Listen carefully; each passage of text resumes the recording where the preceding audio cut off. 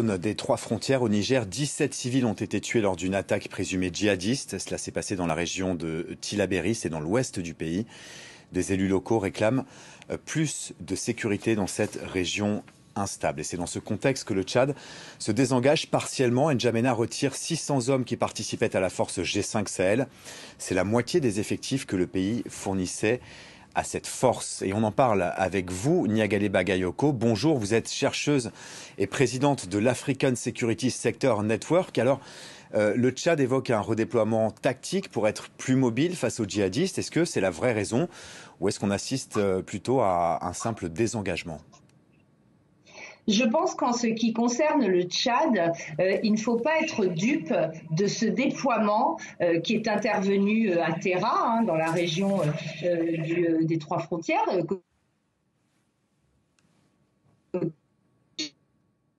N'a été déployé qu'à des années de tractation entre le G5 et le Tchad. Feu, le président Déby, a toujours fait monter la surenchère pour ce déploiement et la façon dont se sont illustrés les soldats tchadiens dès leur arrivée a malheureusement été assez négative dans la mesure où des viols ont été commis par les membres du contingent déployé, ce qui a d'ailleurs été dénoncé immédiatement par les autorités tchadiennes, aussi bien que par le commandement de la force conjointe.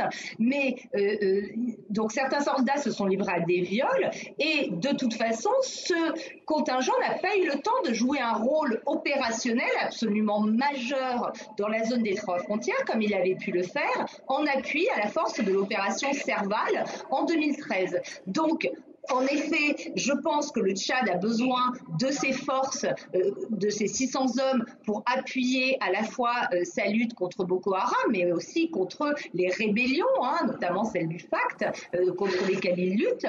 Mais je ne pense pas qu'il faille inscrire ça dans le contexte d'un désengagement global dans le Sahel central. Quoi qu'il en soit, Niagalé Bagayoko, il y aura donc une baisse des effectifs de la force G5 Sahel. On sait aussi que l'armée française réduit sa voilure avec la fin annoncée de l'opération Barkhane. Quelles conséquences est-ce que tout ceci peut avoir ? Alors la France réduit effectivement sa voilure parce que la fin de l'opération Barkhane a été annoncée, mais un redéploiement du dispositif l'a également été au même moment et un déploiement dans une autre zone géographique, plus centrée sur le Niger que sur le Mali précédemment, et surtout un développement autour de la force Takuba des forces spéciales. Donc l'idée, c'est que les effectifs qui vont manquer à ce qui était l'ancienne force Barkhane soit compensée par la force Takuba, mais la difficulté est que les partenaires européens qui sont censés alimenter cette force ne se bousculent pas pour effectivement augmenter ces effectifs. Je pense que la façon dont plus généralement il y a remise en cause du dispositif tient à ce que les résultats opérationnels n'ont pas été enregistrés à la hauteur des attentes, notamment d'un point de vue stratégique. Il y a eu des succès au niveau tactique, mais on voit très bien, notamment avec le nombre d'attaques contre les civils, que cette approche essentiellement axée autour de la lutte antiterroriste et qui devrait d'ailleurs se poursuivre, n'est pas celle qui permet d'apporter une réponse efficace à l'insécurité grandissante au Sahel. Niagalé Bagayoko, à des milliers de kilomètres de là, l'Afghanistan est retombé entre les mains des talibans. J'ai deux questions à vous poser. Est-ce que cela peut galvaniser les djihadistes dans la région des trois frontières, par exemple ? Et est-ce que le Sahel, concrètement, est le prochain Afghanistan ?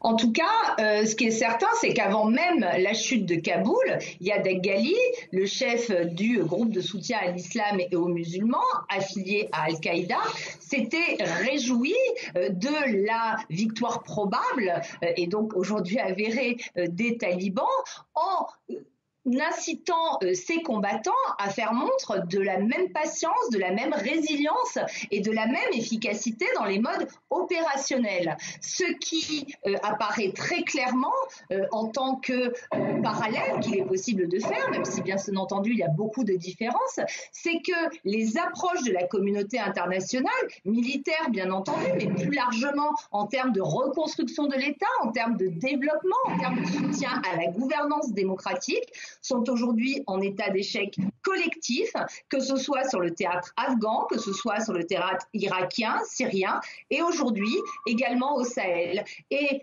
la nécessité, à mon avis, aujourd'hui, est de se rendre compte que c'est avant tout l'environnement local, sa connaissance approfondie d'un point de vue sociologique et politique qui est indispensable pour soutenir les approches mises en œuvre et non pas continuer à soutenir des politiques fondées sur un prêt-à-penser et une sorte de prêt-à-porter stratégique et opérationnel qui ne fonctionne clairement pas. L'impasse militaire et surtout politique. Merci Nyagale Bagayoko. Je rappelle que vous êtes chercheuse, présidente de l'African Security Sector Network. Merci d'avoir été en direct dans ce journal. Cela fait une semaine.